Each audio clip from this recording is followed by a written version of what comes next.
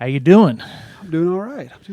It's, we're here tonight with Shawn Savings of Red Kate and Black Site Records. We're going to talk a little music and a little rabble-rousing, I believe. I think we have a special guest coming in technologically, if it all holds up, Jason Reberg. You out there, Jason? Hello. How are you doing? Before we get going tonight, I want to say thanks to our crew downstairs working on the tech, which is amazing. Thanks to John Scott and the Black Dolphin for allowing us a space to get together and talk, and to Danny and Riley downstairs working tech stuff together. All right, well, let's get this dog a-rolling. Sorry, I have to look at my thing because I'm really, really clever. A few months ago, I was walking along and I saw a little graffiti up on an underpass, and it said, "Punk is dad." And as a 60-year-old man who used to be something of a punk himself, I know you're not pushing quite that far, but what does it mean to be a punk today? Man, I don't know. I think my definition is probably going to vary a lot from what somebody who's 22 would say punk is at this point. But I think it's what's universal about it is still the it's just the attitude. It's the DIY attitude, and it's the techno bullshit attitude. And that's what I've just tried to be true to yourself, what you're doing. I mean, the thing about it is punk won. I mean, let's think about it. We really, it's that, remember that Bart Simpson episode where it was really early ones, and everybody starts to become like Bart, and he's like everybody's acting like Bart and doing all the crazy shit, and he's like, and he gets bored. Bart's like, man, this is no fun. I'm not the rebel anymore. Everybody's a rebel because everybody's just doing their own thing. And I mean, to a certain extent, I mean, we've turned punk into the ideas that embody punk rock now are sort of commonplace. I mean, there's DIY. What is Pinterest? Yeah. I mean, that's fucking Home Depot DIY. Yeah, it's a at least form the of nomenclature. DIY. We got the nomenclature down. So there's, I think, but you look around, you look at, walk down the street, you see all kinds of crazy haircuts and crazy clothes. There is no normal anymore, like the standard old way that used to be. Like this was the establishment. What's establishment, what's not, is much more subtle now. It's much more about power and money and whiteness. And so what is punk rock? I mean, it's hard to say because a lot of people, Elon Musk would probably think he's a punk. Yeah. Yeah, so. And he is a bit of a punk. Yeah, yeah, definitely. And so I don't know. I think it's somewhat a meaningless term. At the same time, I think that it's one of those things that if you know, but it's one of those things that's hard to define too. A lot of people will claim something's punk rock, and you're like, I don't know what you're talking about. So, for me, my position, my opinion of it is irrelevant, honestly. I mean, I think everybody has their own idea what it is. And we play shows all around with sometimes to kids who all look like a bunch of punk rockers, and sometimes we play shows at places where nobody looks like a punk rocker. But they're clearly not. They're out of the norm. They're not in the mainstream of what's going on. So, I think it's hard. It's a really amorphous term now at this point. Well, and Jason, you skirted the punk scene over the years musically. I mean, you like heavier material than is probably radio airplay standard. You got any insight on this? Any of the punk stuff that's is it all political? I thought of the other. There was other couple of memes. There was the one floating around with Henry Rollins and Ian MacKaye. They're all gray, and weathered now, and it says punk isn't dead. It just goes to bed at a reasonable hour. Now, and then the one that I thought was made that really popped in my mind was, I think it was a shot from Suburbia, the Roger Corman film. I think that was Roger Corman. He produced it way back in the day. And it said, I was punk when it was still called Hey Faggot. Pardon the language, but that was definitely the way it was. Yeah, I mean, it really, it really was. I mean, I wasn't that adventurous in Salina, Kansas in the late 80s. I had some shirts and, some boots and some Chuck Taylors, but I wasn't about to, it just wasn't my style, but I wasn't going to do blue Liberty spikes, which, by the way, I have to say, when I first met Shawn a long time ago, when he was a intern at the U.S. Geological Survey, he had an extra foot, if you can imagine it, of blue mohawk. So I wish there was a photo I could upload. But there are photos. Yeah, I think Shawn. Most of the people who took him are dead. Shawn's right is. I think a number of factors happened. Some of them were probably inevitable. The death of Top 40 Radio, which, how many of us have been praying for that forever? I mean, I just, as a former truck driver before, when we had trucks that didn't have tape decks or CD players, so you were completely at the mercy of the radio. Or, I mean, I could just think of a countless other things to loathe modern American radio, aside from the odd college town and hip big city radio station. But I'm sure in some ways the rise of punk / alternative culture played a part in the freeing up and loosening of things, and now everybody can kind of be a freak or a geek. It seems like it's not like when we were all, there was the jocks and you better get out of their way when they come down the hall, and you got hippie jocks now. You got punk jocks. I was kind of a jock, if by virtue of just, playing the sports to please my parents and try to have something like a social life, and then eventually bailed on that stuff. But there was more of a divide. And now I think it's surprising if the average kid isn't into some strange, Japanese tech. Well, they're all just, and they have the internet at their disposal. You have access to everything now. And it's totally, I mean, it in good and bad.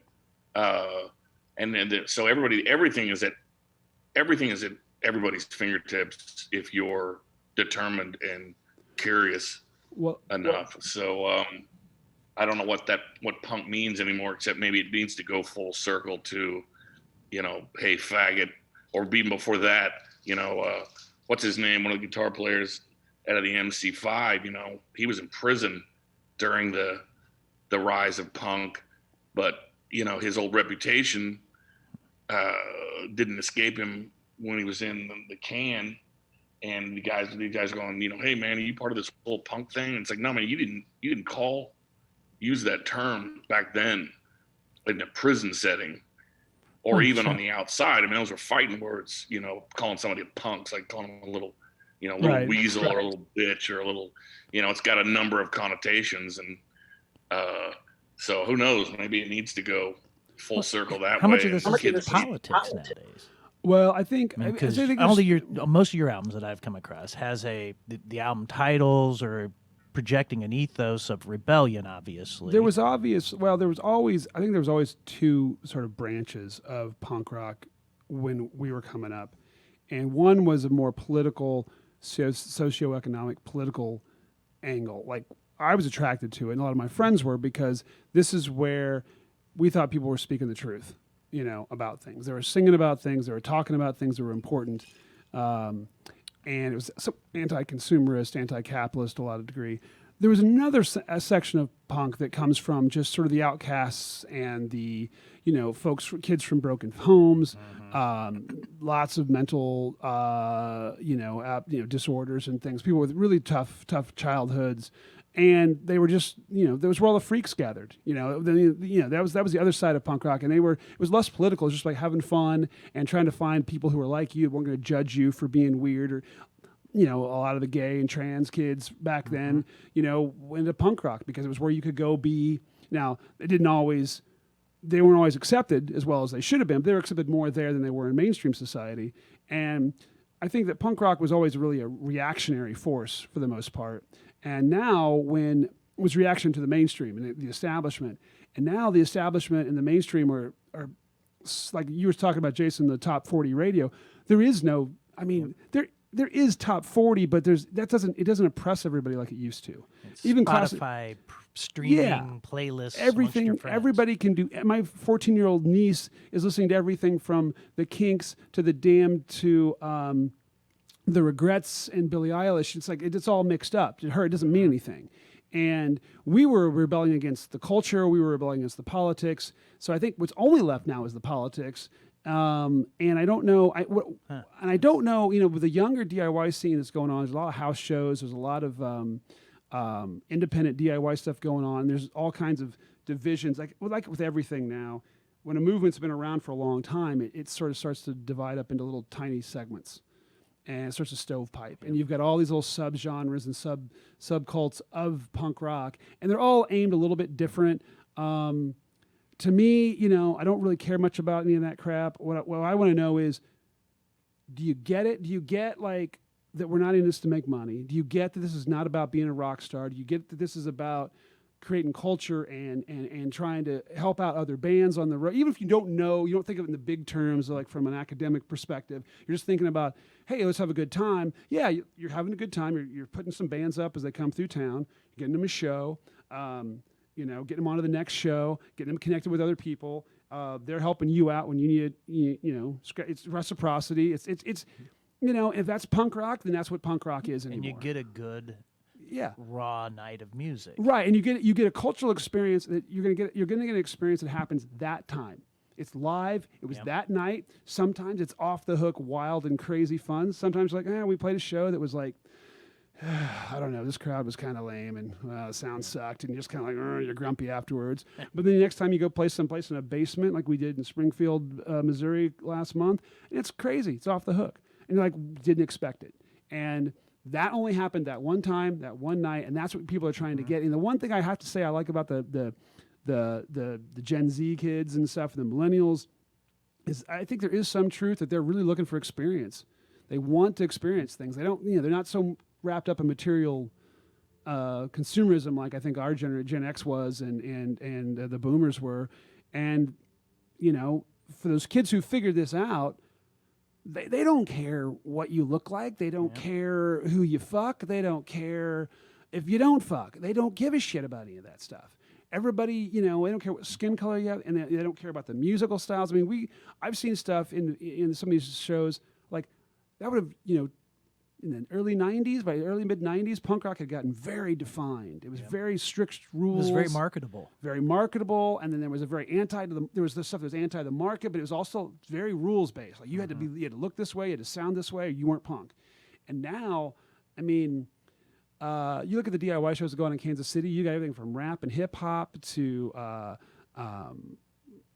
hardcore to screamo metal to, old-school punk rock. I mean, None of the rubric, you're considering that as a rubric, as we probably, when we're talking of this stuff, that should be the rubric is that broad. It's not it's not the black boots and the super fast grind and scream. Exactly. It's just people expressing themselves, doing their art. I mean, a lot of the ways what you hear about what the 70s New York scene was like and early punk, where like you had Talking Heads playing in the Ramones and you had, Patti Smith and you had the Dictators and, it's like, You got all this crazy stuff all mixed together, and you got Devo in there, and it's all considered punk. Yeah, AC/DC was considered a punk rock band in the late 70s by a lot of people. Yeah. I mean, all this stuff is because of their ethic and what they were trying to do and how they approached it, which was you leave everything on the fucking stage every time you play. And it was sheer individualism. You guys weren't having product screenings and focus groups to decide whether you needed to have a different third verse. Yeah, and there's a lot of that still going on in the music industry. Believe me, you see it all the time. It's it's weird running this record label and stuff and trying to figure out how we promote the bands on it and everything. It's really tricky because I hate promotion. I can't stand it because it does reek of commercialism, but you also have to let people know you exist. And you get exposed to what other people are doing with promotion. You're just like, I don't want to touch this. I don't But want. it takes money to do what you're doing. I mean, to go in and record a quality product it costs X. And Yep. granted, some of the technology being so portable and it's on a computer now facilitates and mitigates some of those costs. But if you're going to achieve quality, I mean, I remember listening to you a year or so ago, you were sending back a pressing of an album because it had flaws in it because you sat at home Yeah. and paid attention to the details. And that, to run a pressing and then have him that's a monetary consideration. Yeah, and it's probably not very punk rock to some people, but I'm also I'm big. I'm a musician. I mean, I'm a musician first, probably, and a punk rocker second. But I mean, I like music. I got into punk rock because of the music. It was the better music of the '80s. Yeah. The late '70s and the '80s, punk rock was the best music being made in the country. Well, and Jason's always talked to me. He wants, sometimes I get, I start listening to my Irish folk music and stuff, and he goes, I need something that's going to go boom and kabam and kick me in the balls. But, well, how long has Red Kate, I mean, I don't want to keep to dominate the questions here, but how long has Red Kate been around? How many albums and all that We fun stuff? started this project in 2007. I think we played our first show in 2008. 15 years. It's 15 years, yeah. It's a number. And we have 2 albums. We've done 2 albums, 2 split 7-inches, and one 7-inch was just basically a single. It was just 2 songs. And we've just wrapping up the recording of our 3rd LP. Ah, very nice. What's it called? Do you know yet? There's a working title, but I don't know if we've All totally settled on it yet or not. So I will not disclose any of that at this The point. torture will be in back Yeah. later to find out. So, all right, and stage, you have a stage name, a nom de plume, El Ron Drunkard. Now, I know this is a long tradition amongst a lot of the people who perform on the Edge. Where did that come from? Why that particular one? Oh, I thought I think L. Ron Hubbard's just fucking ridiculous, and the whole idea of Scientology is just to me. It's like, it feels like a Church of the Subgenius joke, and I know it predates the but I kind of wonder if Reverend Stang wasn't involved somehow. And so I think I came up with it when I needed an email address. And I was in college. I got my first email account. And I'm like, well, I'm not using my real name. I don't want my real name on my email. So I was like, oh, Ron Drunkard. Sounds good. And I've stuck with it. It's hard to be doxxed. Yeah. Well, what I really hoped, I know at the time, I don't think it's going to happen now at this point, but I was really hoping that, because they're a very litigious organization. Yeah. So I was hoping I could get sued for defamation or something, and then I could get some publicity out of making fun of L. Ron Hubbard, but it's not happened yet. So maybe from this, this interview will go so big, so viral that I'll get the attention of the Church of Scientology, and Tom Cruise will knock on my door. And Where there's fire. Now, Jason, you're the one who turned me on to Red Kate years ago, and I think it probably because you drugged me to a show. I drug you to a lot of shows. And if luck holds, we'll drag me to a few more. And you got me back with Kansas. Yeah, but King's X opened. That's true. That is true. They got a new album out. First album in like 15 years, coming out in like 2 months. How old is that guy? 70 plus. I think he surpassed Lemmy. Yeah, the problem is he still looks like he's 45. Well, there's that too, and probably not quite the consumer of chemicals that Lemmy was, but anyhow, What I've drew had you to these kind of guys? going along with what Will asked you. I've known you since the early '90s, and you've pretty much never really stopped.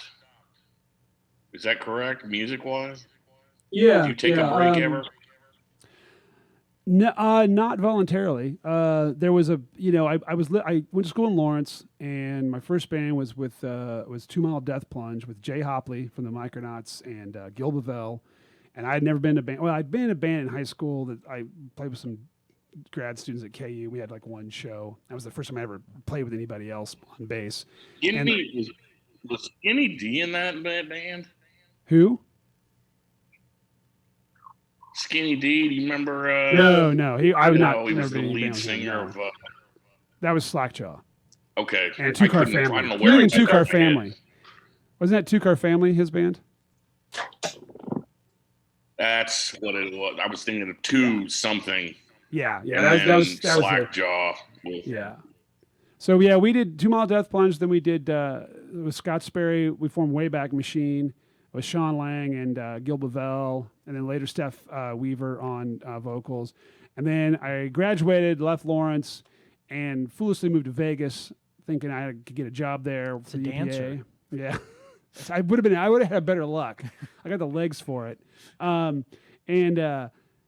then I couldn't get a band going in Vegas. I was there for like 7 months, 8 months. That sucked. And I moved to Sacramento and was there probably a few months and hooked up with some guys and started a band there called Snubnose in Sacramento. That was our band there for 11 years.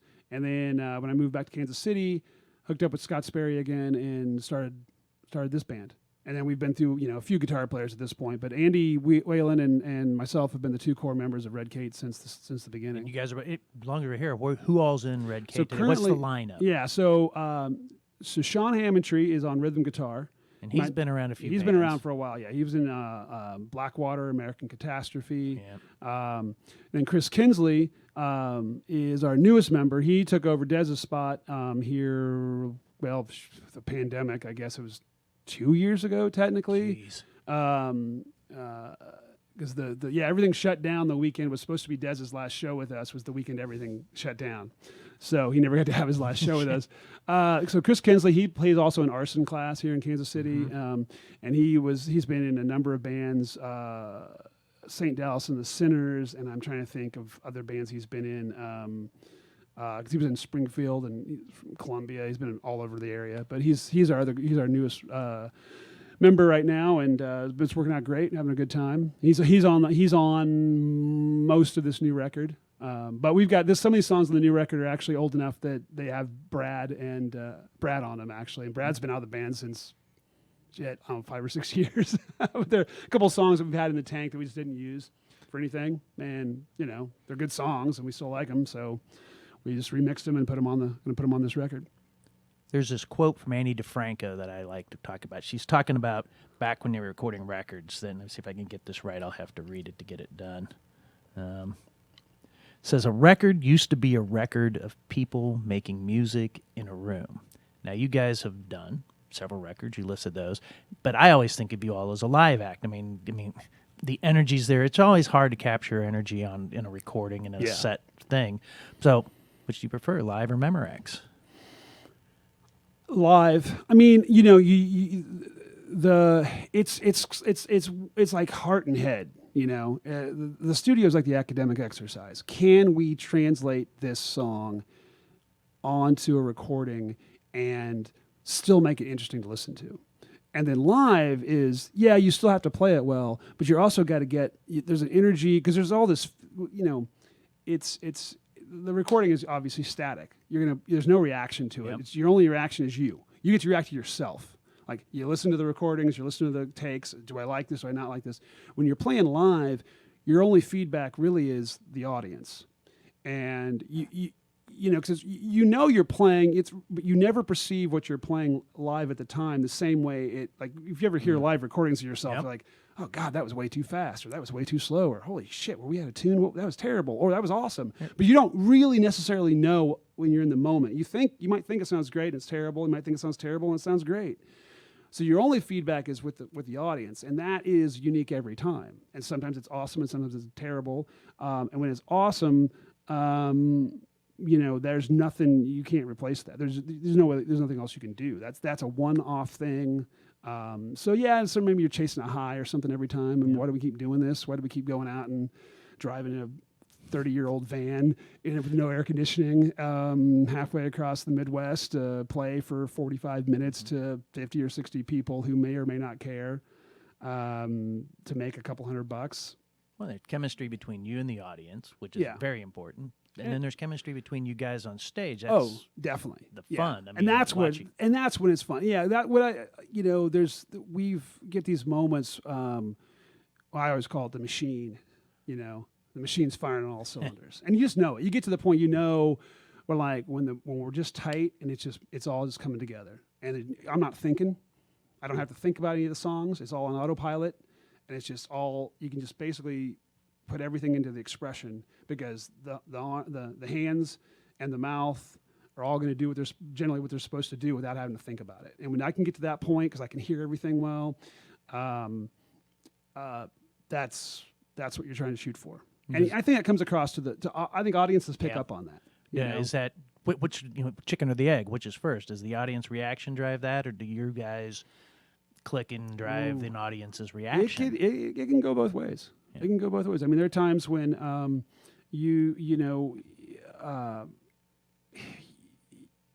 things aren't sounding good on stage, but the crowd doesn't seem to mind. They like it, and it's real easy to like put that aside and like, well, because once you've been around, you've been playing. Like I've been playing with Andy, our drummer, now for so long that like I know that he and I are going to be tight.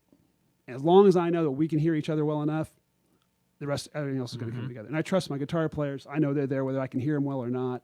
And so I kind of lost your question, but yeah, the crowd sometimes can actually give you life when you don't think you've got any, because it's like, oh, this sounds terrible up here, and you're straining you're thinking about playing because you're trying to listen, and the crowd's just getting into it. You're like, okay, let's just go with it. And then there's other times where I think you have to wake up a crowd. There are definitely times where they're like, hey, motherfuckers, we're here to play, and you're going to listen. And if you're not going to listen, then you're going to leave, which is fine with me. I don't care if you leave. But don't just stand there in front of me and ignore it. You can't ignore it. That's the one thing I love this band. We're hard to ignore. You know what I mean? Like if you don't like it, get the fuck out. We'll drive you out of the room if you don't like it. But it's not even just us. I go to see bands. I see bands every week, and I really like watching a band draw people into a room, especially a band that people haven't seen before. And you watch as the set goes on, like, oh, you're from out of town. We don't know who you are. And like, people are kind of indifferent.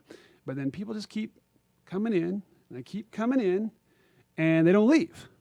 You see this a lot at Replay, because Replay is a place where a lot of people like to hang out in the back and don't really give a shit about the bands. But then they'll come in to get a drink or to go take a piss or something, and then they go, oh, this is all right. And then they'll stop, and they'll stay. And you'll see the crowd slowly build through the set, and I really like seeing that happen for other bands. I mean, it happens to us sometimes, but I really like to see that when I'm watching other bands, because it means that the band is good enough that people who've never heard you before are drawn in, and that's a hard thing to do, because people are there's so many styles of music that everybody's exposed to now, so many forms of entertainment. It's just hard to get people's attention. Yeah. If you can get their attention for like 30 minutes. Just stop and listen to somebody play their second set. I mean, that's a hard thing to do anymore. We all have gizmo-induced ADD. Yeah. I mean, we just can't focus on anything. Yeah. And you see it in live rooms all the time. So yeah. Question, I mean, did one performance stand out anywhere, or a particular room, or a great bar brawl, or anything? There's all kinds. I mean, there's all kinds. So just most recently, we played a show down in Springfield, Missouri, at a house show set up by these young kids, a band called My Ancestor, and it was one of the first shows I think they ever put together. We knew their dad from another band, and they played as well, but they put this whole thing together, and we didn't know. We'd come off of a show from the night before that was not really good, and we were kind of just, long drive, and it was great. I mean, people rocked out, and they stuck around. They danced the whole night, and the cool thing is that I got to actually, somebody filmed the whole thing. I got to watch it afterwards. And like, oh, it was as much fun as I thought. I mean, it felt like it was, but it's all, this shit goes by so fast, and you're sweating and you can't see. You don't really know what you're looking at because my glasses all covered up. You're right, but you're like, oh no, the crowd really was into it all night. And that was a really good show. I mean, this last time we played out in Hays, Kansas, before the pandemic, was another one of these like totally surprised. Like didn't expect it, and a crowd just went crazy in this small room, and that's the kind of stuff that those are the best shows we've actually had, have been these small little house shows and kind of DIY spaces where that's when people really let go. People at bars anymore hardly, we've had good bar shows, venue shows, but people are just generally more contained and like, We've all been trained. they've been trained well. We've all been trained. Yeah. Jason, before we move away from the band and the music and the albums, you got anything you want to bring up or address or question? Yeah, I just had a great band name idea. The Incestors. The Incestors? The Incestors. Jesus. I just snorted on audio. How in the world has somebody not taken the libtards yet? I mean, I actually think about coming out of retirement and at least playing bass. Not that your job is easy by any means. I'm just saying you can fake it a little bit more. And just like, come on, man. Like, where is, to go back to kind of the Will's original questions, like, where is that? And I know they're out there. I mean, I probably listen to them occasionally, but I don't think they've ever quite regained the position in our culture of like a Dead Kennedys or a Bad Brains or just, of cultural commentary. It's very hard. Yeah, sure. The world probably rolled by completely unawares of those bands back in the day, but I don't know. I mean, I found those bands because of controversy around them, Right. or Black Flag or whatever. And then, I consider a lot of certain degree education coming from the Dead Kennedys Well, and, yeah. those bands and whatnot. Where is you and I, Shawn, have had this discussion before, I think on multiple levels. It's like, as far as like pop radio and pop culture and mass culture, and this is going to show my freaking ignorance, which is vast and deep. But Rage Against the Machine and Green Day are the most vociferous, or at least a few years ago. Where is, I know there's tons of hyper political bands out there, but like, where is, I guess I would say the new Kennedys, Husker Du. Well, I think one of the things that we have to remember has happened since the 80s is all that stuff that was all happening outside of the mainstream music industry. Because the mainstream music industry, after its little flirtation with punk rock, said, "Oh, fuck all that. We're done with you." These people died too young for us to get our money And it was back. all back to independent little labels, and they were truly independent labels then. And so they did have some support to actually get bands out there, but they weren't, there was no commodification of it to speak of for a long while. It starts to happen in the late 80s, early 90s. And that's when, the big labels go, "Oh, there's money to be made." Because the reason that was an organic growth of those bands for a long, long time. It was word of mouth. I mean, now in Southern California, the Dead Kennedys got played on the radio, but not anywhere else. Yeah. And so, Minneapolis. yeah, and so these things did spread very, very organically for a long time, and they couldn't be co-opted. That allowed them to continue to be very rebellious and very outspoken and very, very unrestricted. Look at some of the stuff that Black Flag was doing by the end. I mean, it's Family Man. It's crazy. That is from a musical standpoint challenging to listen to. And they were still selling out giant shows at the Student Union, on KKU and stuff. And what I think happens, what's kind of happened by alternative music in general becoming acceptable and incorporated into the business model of, in the 90s, there was the massive buy-up of all these independent labels.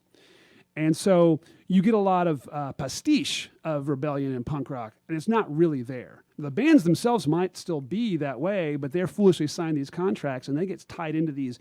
Next thing you know, they're on these big stadium tours, and they're doing all these big things, and they're doing Lollapalooza. And how radical, how punk rock can you really be? At that point, it's all performative. You really can't. You can't speak out against your master because you owe them, $100,000 for your last record, right? And you really, the people that you need to talk about are right there in the room, but you can't say anything about them. So that sort of took a lot of the air out of that part of it. And so I think what you have now is you are back to a truly underground radical scene, but it's so splintered and so fragmented that very few of those bands rise up out of that DIY scene and circuit to any kind of level of prominence that you're going to hear about. The people our age who are not dialed into the latest things that 20-year-old kids are listening to are ever going to hear about, unless you just happen to go to the show. I mean, I think we've got a great political band out of Omaha on our label. No thanks, but I mean, how are you going to know about them? Because we are a small, tiny little label, and we can't compete against. We can't get the airtime. We can't afford the promotion that's required. These bands are out there doing it. So it's a really sticky, complicated issue there as to what's going on. I know it's happening, but like with anything, I mean, just like there'll never be a single TV show that half the country watches at one time, there will never be a band. I mean,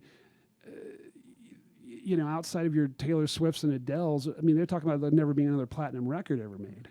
Life beyond the algorithm, man. We're all so self-referential and a commercially inlaid narcissism. I mean, it's just so supported.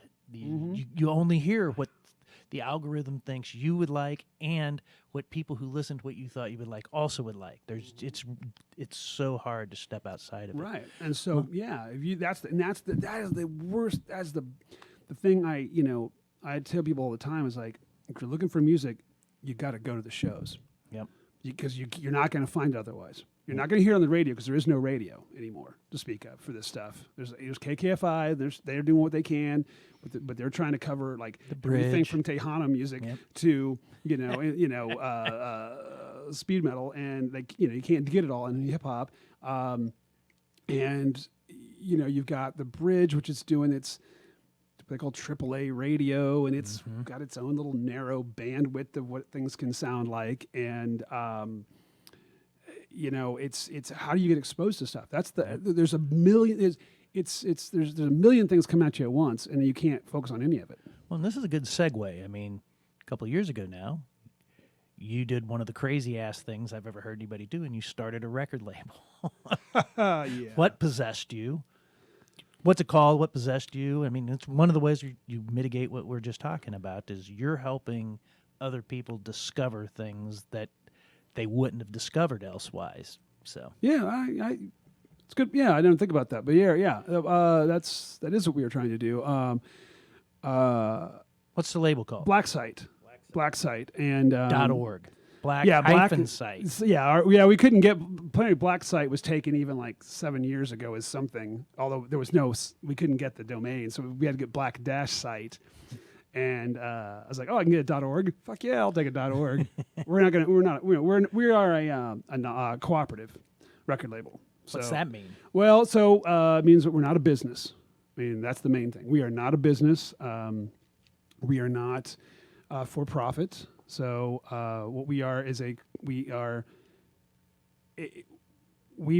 able to help bands get physical media produced, because the making of a record, we've always been big record geeks, and so years ago before this recent explosion of vinyl, we were still all buying records and trying to get records when we could, because in a lot of ways from an audio perspective I like records over CDs and digital stuff, but also because, I think back to like the 1980s when I was coming up, and all these great bands from the region that never got a record out, and now they're gone.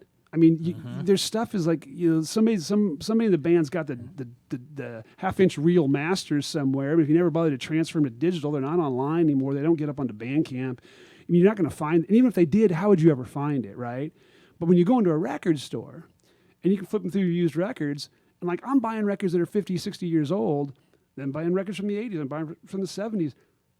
Records still exist, and some kid can go in someday in the future and find a record. but you're not going to flip through your phone in 10 years and be like, flipping through Spotify or something and like, oh, what's this band from 1998 or 2005? Who are they? Let's, unless that band gets triggered by the algorithm, somehow gets picked up, which they won't because there's millions. I mean, just digress a second. This whole idea started was I read an article about how many songs a day were going up onto Spotify. This was like 6 years ago. And it was hundreds of it was in a month, there was hundreds of thousands of songs going up every month. And I just thought, how is anybody ever going to hear this stuff once you stop becoming a band and stop actively promoting yourself? It's gone. It's digital ephemera. It's here and it's gone. It's like this week tonight, right? What's that about? Like, here's the week in review. Remember when those we used to do like a year in review or the decade in review. Now it's like, oh, yesterday in review. Here's a show about what happened yesterday because we've already forgotten it, right? Well, that's what this digital shit's like, So unless you become a big name band and your name's going to stick around, you put music online only. It's not gonna be there after you're done as a band. And we saw all these bands just putting their music on Bandcamp, putting it on like, you're just a digital record. No, that's not a record. You just threw some stuff out there. And unfortunately, the minute you stop playing, nobody's going to listen to it anymore. Well, don't kid ourselves. I mean, that whole model is designed so we rent, not own. Exactly. All right. That's when you exactly own it. something, you can leave it to your kids. That's right. You can write your number on it and hand it to somebody who caught your eye. Nudge, nudge, wink, wink. You can share it with your good friend Jason, who's getting ready to start his third vinyl collection, I hear. Right. But the whole thing is to design is to license it, to extract the most money out of you. And to tap you into some kind of subscription or some kind of like, there's got to be something new coming in every day. The Get your dealer's got credit something for card you. hooked up so you don't, and then you can't figure out how to unsubscribe. And I'd rather have somebody who knows me or knows something about the music I'm into say, I'm in the store, go, hey, check this out. This just came in. Versus some computer algorithm which just tells me, plays another song that sounds just like the last song. Like, I already heard a song like that. I don't want to hear a song that sounds just like that. I want to hear something that sounds like that, but is inspired by something else, but is also got some other angle. I don't really understand what it is. And that's what I want to hear. And that was one of the reasons to start a label, was like, we wanted to create, Andy and I, my drummer, he's my partner in this, was like, for one, fuck trying to shop our own shit to a label. This is a pain in the ass, and they're going to want us to tour, and we're not going to tour at this point. We're going to do touring on our own terms, not the way that a label's going to want. Yep. I don't want to be in debt to some label. And that's what touring is. That's what when touring you first is. start. That's Is what- they that's buy what it you a is. bunch of You're- gear, and you got a van and all this stuff. And then you got to they pay didn't all the tell you record is that label back. for the next 6 years, you're going to be paying that first tour off. Yeah, and you're paying back the record and all the guys that produced that record for you, because the record label's like, here's your upfront money in advance, but you owe that back to them. And bands don't understand that. And we understood this, and we're like, well, we don't need a label to do that. We can figure out how to make a record, and we've got Bandcamp, which is a good system online. They're fair to the artists to distribute it. There's our distributor. That's how we can get stuff. That's our mail order. They provides us a site for free, put our stuff out there. Somebody wants to order it from us, we'll mail them a record. And we're like, well, so what's a label do? At that point, what's a label for? Like, that Bandcamp will distribute it. We know how to make the record, the process. So we're a record label. Now, how much of your ethos or aesthetic do you, I don't know, impose is the wrong word. I've listened to your catalog and a big chunk of them, and it's rather diverse. But how much of your guys' ethos comes through, your music ethos comes through in aesthetic ethos? Well, I think we work with only bands that understand this ethic, that they're not in it to be rock stars. They're not in it for money. They're not in it for fame. They're in it because they're musicians and they're artists. A lot of times they just want to have a record. They've never I did CDs. Like some of these older bands we've worked with, were like Truck Stop Love. Their stuff came out in the mid '90s.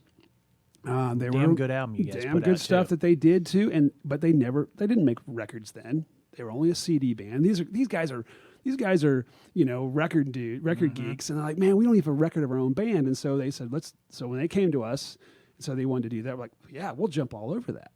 Frog Pond, the most recent thing we're doing, is coming out. And I just listened to it finally. I know it's Yeah. only been out for a half a year. I finally And got into high. they What a good too was record like, that is, they too. wanted a record, they wanted vinyl, and they also wanted to be more in control of their own. They were on a big label before, like a giant one, and they didn't have much control. They felt like a say over how they did things, and Yep. they wanted their own control, and that's what they've got with us. Is bands get to do it their way, and as a cooperative, what we're doing is basically just facilitating the process of production, because producing a record is really complicated.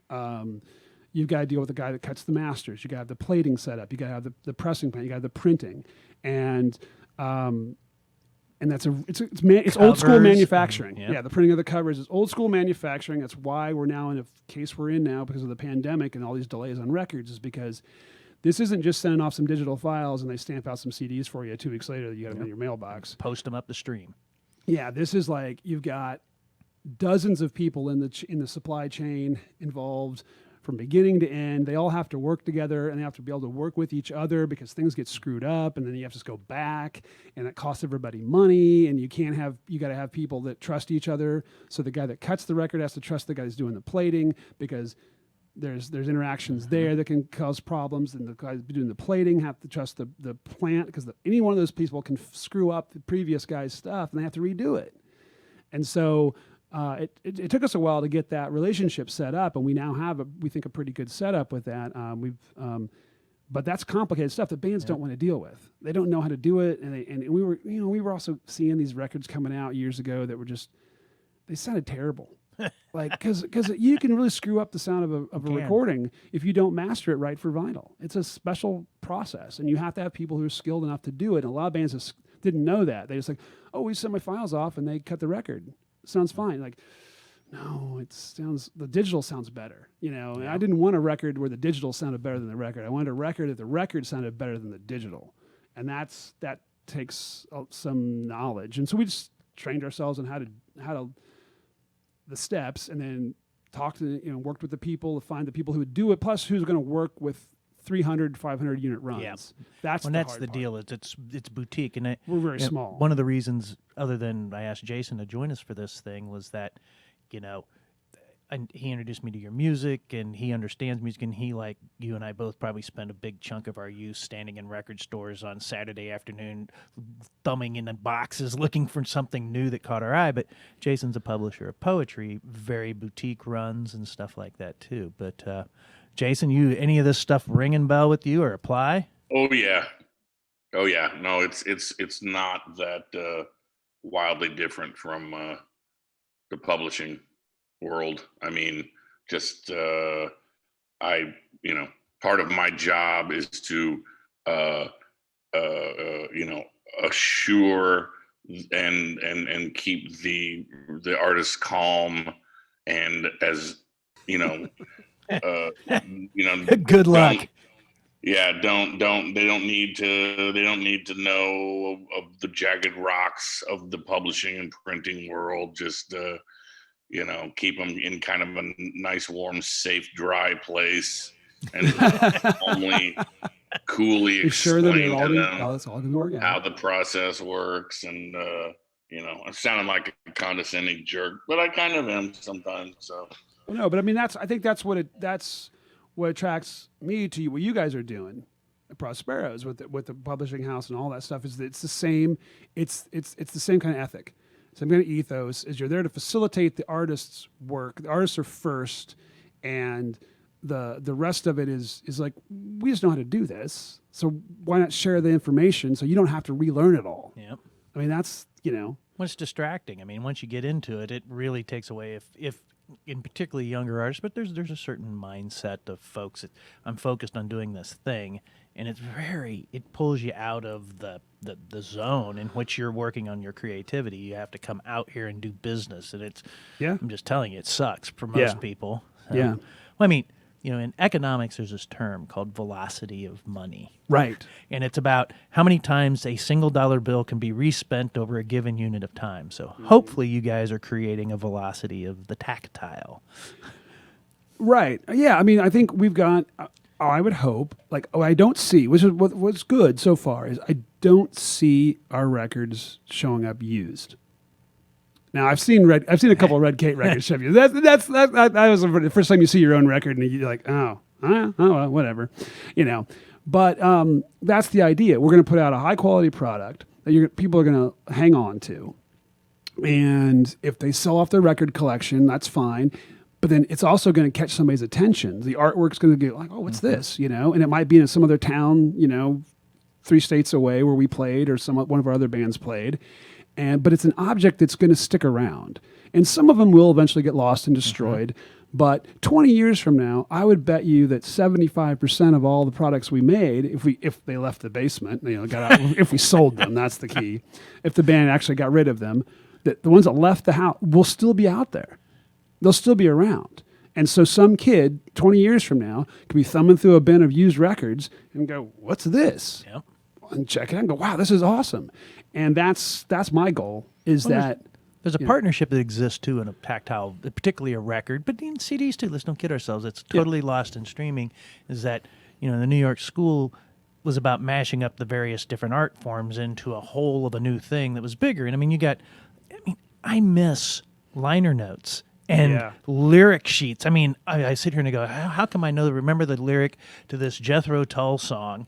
And it's because I had the liner note and there was the picture and I read that damn thing every time I put it on. You don't have any of that anymore. Well, and we know it's that not a whole thing. You know, the behavioral economists will tell you that the minute you touch something, and hold it in your hand, the value of it the amount you value that object goes way up. Yep. And you know, it's just a weird evolutionary thing we've got. I mean, we are animals, we're social organisms, and all this digital stuff is neat shit. And cool. I listen to it in my car. Yeah, it's all amazing that you can do that. It's crazy that I can listen to a thing I got a free subscription to Sirius. I'm listening to like these satellite things. It's crazy that I can like hear all this crazy stuff and stuff over the satellite from space, and like whenever I want I can just turn on. But it doesn't mean anything to me. Yep. There's no emotional connection to any of that. When this free subscription trial's up, it's gone. I'm done. I don't care. The new catchword is sticky. It isn't sticky. It means nothing to me. Spotify, they could fall apart and some other streaming service comes along. Nobody has any connections to any of this shit. Yep. Nobody cares. But if my record collection were to burn up in a fire, or like this guy I know shoot up a shopping mall. Yeah. I mean, this guy I know of online, he moved here from England. And he's an old punk rocker, done a great zine called Artcore for a long, long time. Got him Welly, and he was telling the story about he was getting all his records shipped over, and they got damaged by the shipping company. I mean, he's just showing photos of it. It was just heartbreaking. Like they're not even my records. I'm sitting there like, oh my God. And you can see he has stuff from the 70s, original pressing, 70s, 80s stuff, punk rock bands and stuff, all destroyed, and he's just like, in some intellectual sense, you're like, well, why do we have all this stuff? Why do we have all this resources put into physical things? But in the grand scheme of like the ecological footprint of records versus the rest of the shit this world does, every time we tear down a building to build another building, I'm not worried about that. There's a weirdness, I mean, I'm a book guy. I'm a music guy too, but I'm a book guy. And I mean, there's a thing about having a library. Right. You can't read them all at once, and you've listened to them, and some of them you aren't going to read.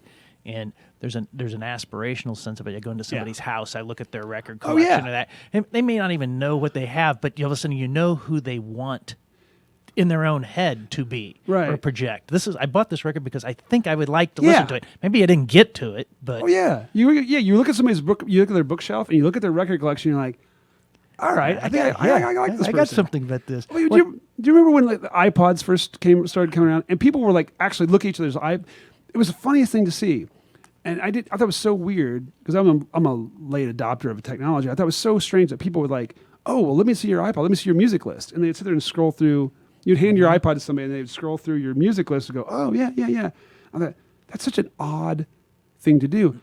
But now nobody even does that anymore. you know. But at The least what they were mixtape doing. is dead. Everything Yeah, like that is. I mean that's why you see this sort of novelty thing of people making mixtapes, and you'll see like mixtape night, and there was a mixtape trading session thing that was going on for a while at Revolution Records, where people would make tapes and you come and trade them. But it's all this nostalgia approach to trying to revive something that they know. And younger people know that something's missing. Yeah. They know it's missing. I mean, they're not nostalgic for the old. Some of it's a little bit of nostalgia, but they know that there's just something's not there anymore. On that note, do you think a Jesus Christ, Bridgens? Do you think a new sort of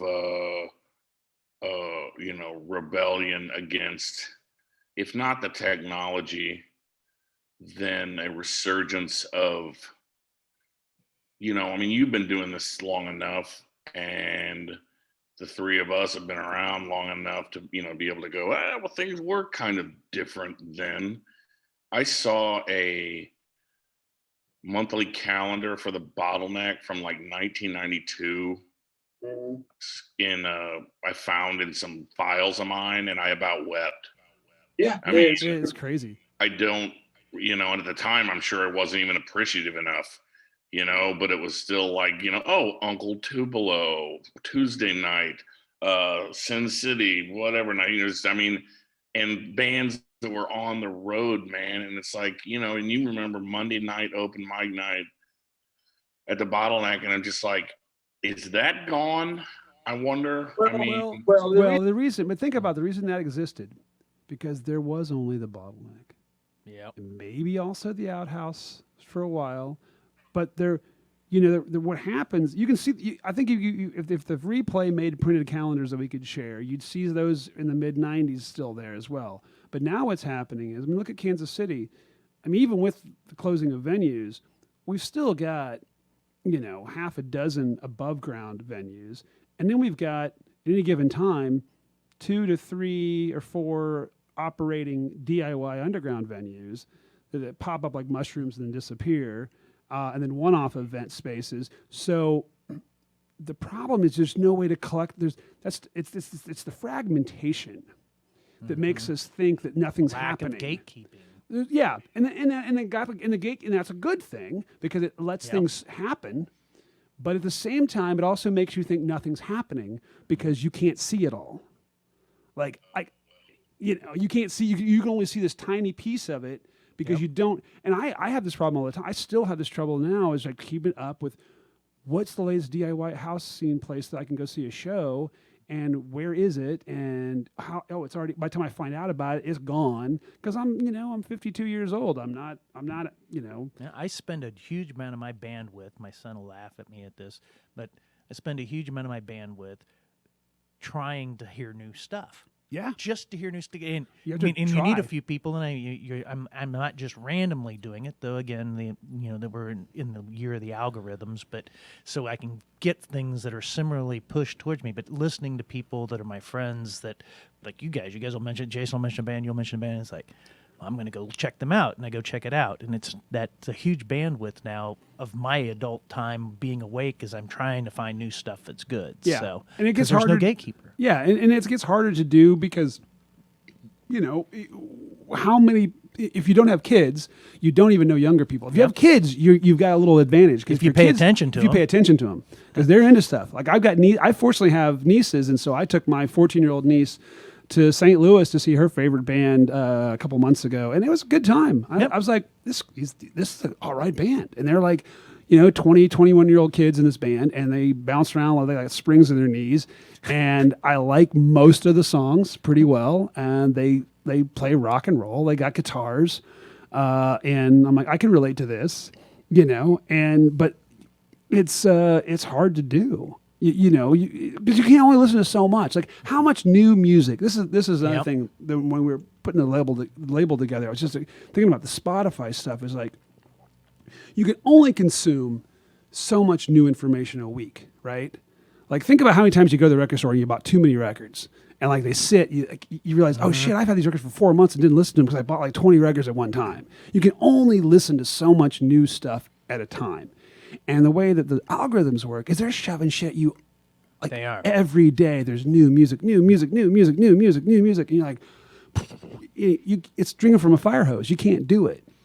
And so you have to, the way you can the only way you can manage that flow is through talking to people. Yep. Because you're not going to have your friends recommending 20 bands to you a week. Well, maybe you've got like some nerdy I'm not music listening friend, to that guy. but if you're relying on the algorithms, you're just going to get overwhelmed. It's just overwhelming. It's too much.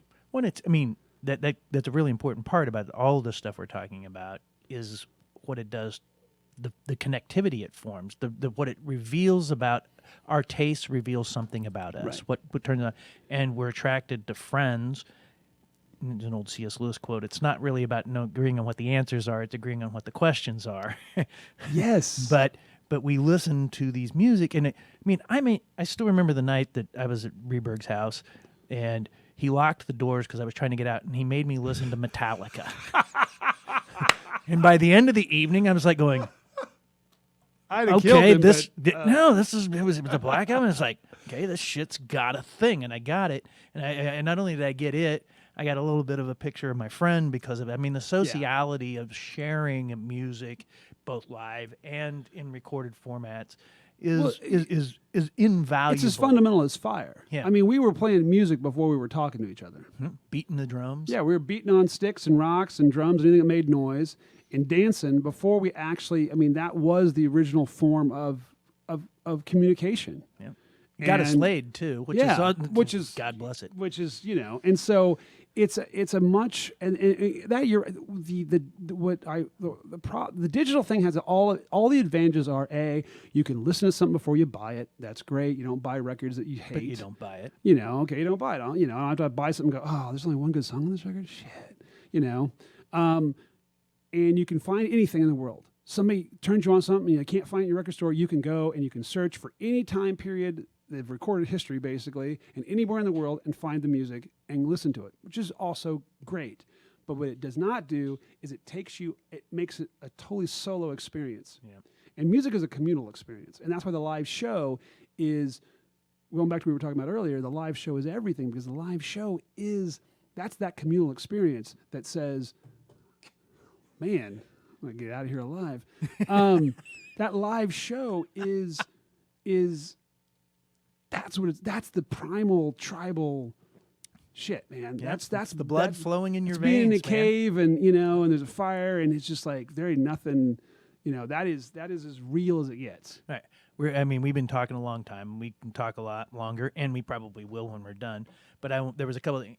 With Black Site, you guys are doing vinyl. We've talked a lot about the vinyl, but you guys are also doing CDs, and there's some streaming stuff out there. I can click on stuff and go get it and hear it, but you also have been doing cassettes. Right. Well, and that is okay. So that's an interesting. These are this is all about being in that market economy that we're all in. So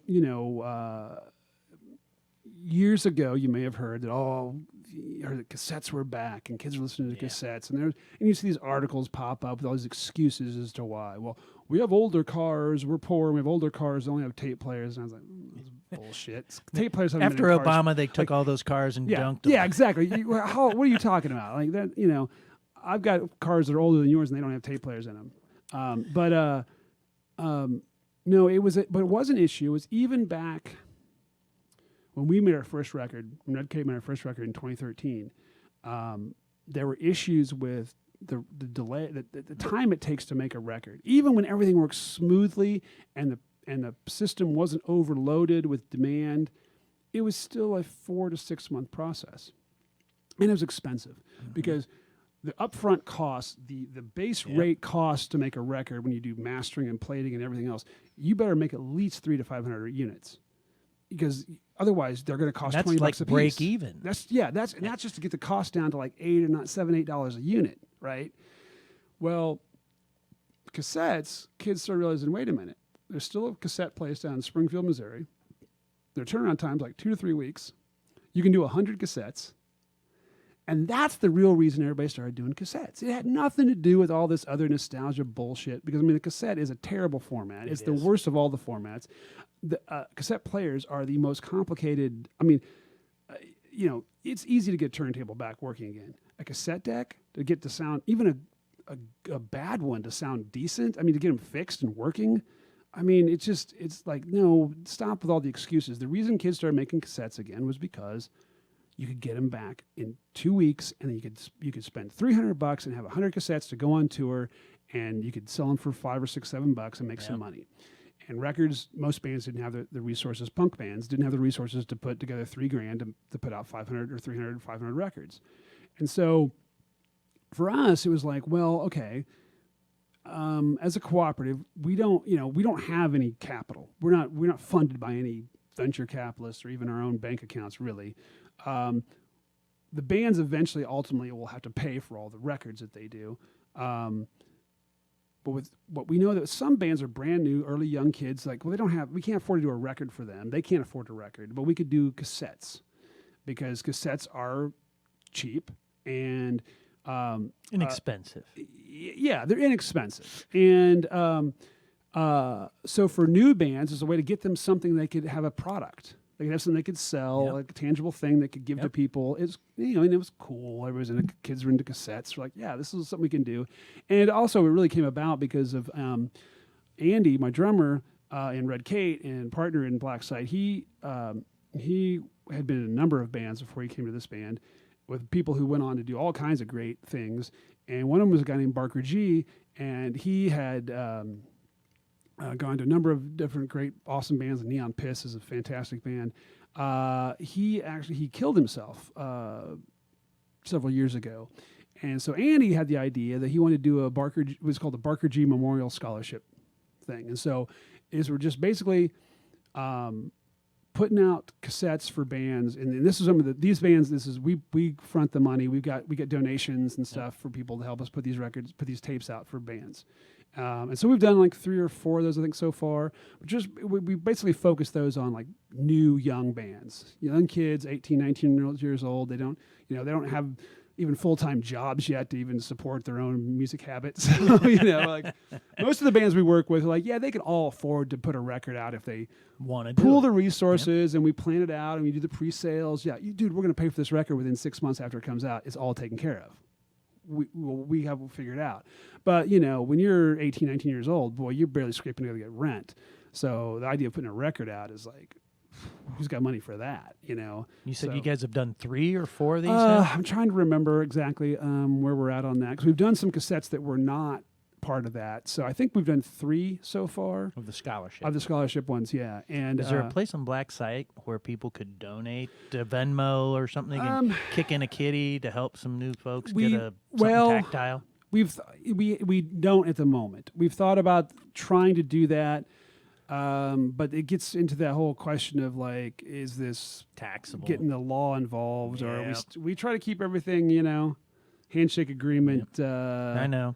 Off to keep the man out of it. The world freaks out when you do that, but that's the way we've done business my whole life. Yeah, you shake a hand, and you're so, a person of your word. So, but of course, what happened with the pandemic was it was really hard on young bands, and so we're now trying to get the sense of who is out there again that we would want to there was just the established bands have made it through this, but a lot of the bands that were kind of new and young, just the nature of new and young bands don't last anyway, but also after a pandemic, entropy's a bitch. Yeah. So it's so right now I don't think we have any projects lined up at the moment, but we've thought about trying to do a more formal nonprofit and being a 501c3.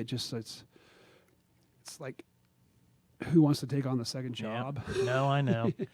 Jason, have I missed anything? Anything you want to talk about we haven't talked about? Well, probably a whole lot of stuff. Yeah. Well, we'll meet you at Frick's in 2 weeks when you're in town. Yeah. Sorry at the Black Dolphin beforehand, but.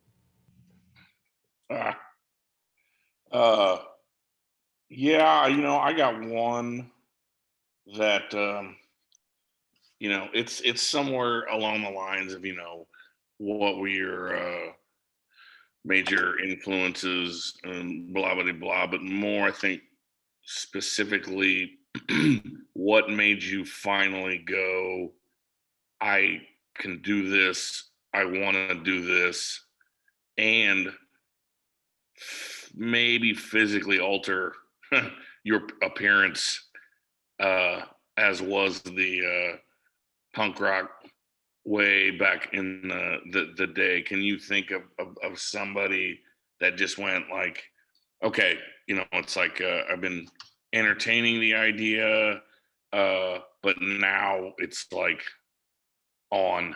I mean, or that may be too. So are you asking me how I got into punk rock? A particular artist. Well, not just inspired, but I mean, it's like you finally was like the other shoe dropping. Well, where I don't like, think it's not. It doesn't fit that kind of a narrative. For me, it was I was in a small little town, with nothing, with 1,000 people, high school class of 40. Where? Oskaloosa, Kansas, and we were trying to get. There's nothing to do there. My older friends can drive now, like they're 16, I'm 14, 15. We'll go to Lawrence, go to a movie, get pizza, try to get beer somewhere if we can, that kind of shit.